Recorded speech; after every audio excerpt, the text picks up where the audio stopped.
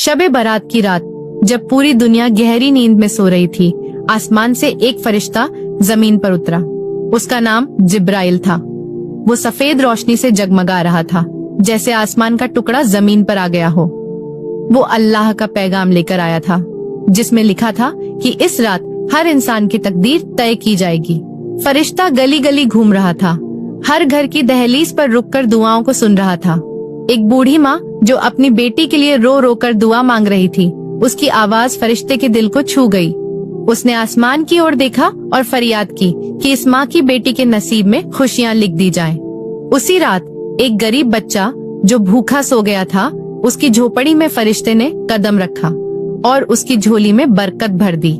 जिब्राइल ने हर उस इंसान की दुआ सुनी जिसका दिल सच्चा था और जो अल्लाह से माफी मांग रहा था। वो रात सिर्फ रोशनी और दुआओं की रात नहीं थी, बल्कि ये अल्लाह की रहमत का तोहफा थी।